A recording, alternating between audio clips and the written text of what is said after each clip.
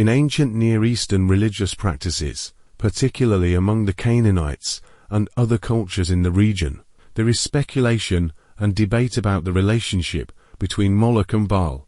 Some interpretations suggest that Moloch may have been viewed as an aspect or extension of Baal, representing a more severe or extreme manifestation of the fertility deity's demands for sacrifice. This interpretation is based on several factors and historical contexts.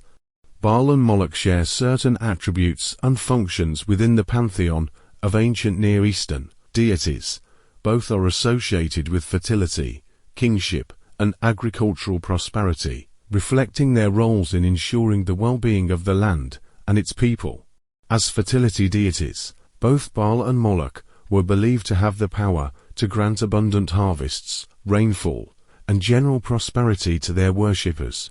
They were revered as divine patrons of agriculture and were central figures in religious rituals aimed at ensuring the fertility of the land. Over time, the cultic practices associated with Baal and Moloch may have undergone changes and adaptations, influenced by various factors such as cultural interactions, religious syncretism, and shifts in religious beliefs.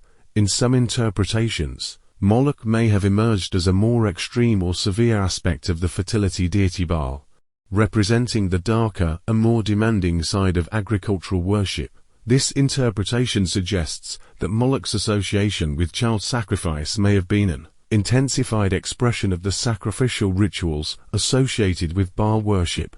The connection between Baal and Moloch is also reflected in their symbolic and ritualistic representations. Both deities were often depicted with outstretched arms, symbolizing their role as receivers of offerings and sacrifices from their worshippers. The ritual of child sacrifice associated with Moloch may have been seen as an extreme form of devotion to the fertility deity, reflecting the desperation of worshippers to appease the gods and ensure the fertility of the land, especially in times of hardship or crisis. The interpretation of Moloch as an aspect or extension of Baal is rooted in the historical context of ancient Near Eastern religious practices, where deities often had complex and multifaceted identities with overlapping attributes and functions. Additionally, the dynamics of cultural exchange, syncretism, and religious syncretism in the ancient Near East may have contributed to the blurring of boundaries between different deities and their cults, leading to the assimilation or integration of Moloch into the broader framework of Baal worship. The worship of both Baal and Moloch would typically occur within the context of ancient Near Eastern polytheistic religions, particularly those practiced by cultures inhabiting the Levant region during antiquity. These religions encompassed a diverse array of beliefs, rituals, and deities, with Baal and Moloch being prominent figures within their respective pantheons. The specific cultures and civilizations that worshipped both Baal and Moloch include the Canaanites, who inhabited the land of Canaan during antiquity, worshipped a pantheon of deities that included both Baal and Moloch.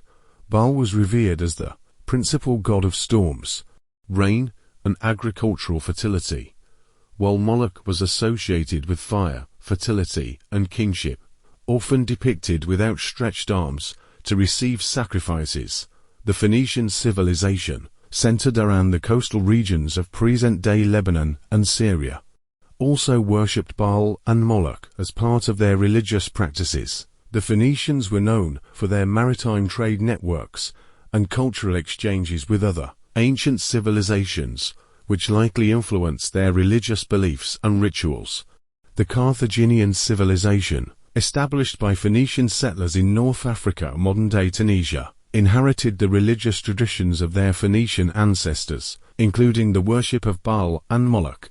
Carthaginian religious practices, including the infamous practice of child sacrifice to Moloch, were influenced by Phoenician religious beliefs. Various other ancient Near Eastern cultures and civilizations, including the Ammonites, Moabites, and Edomites, may have worshipped both Baal and Moloch as part of their pantheons. These cultures shared linguistic, cultural, and religious connections with the Canaanites and Phoenicians, leading to similarities in their religious beliefs and practices.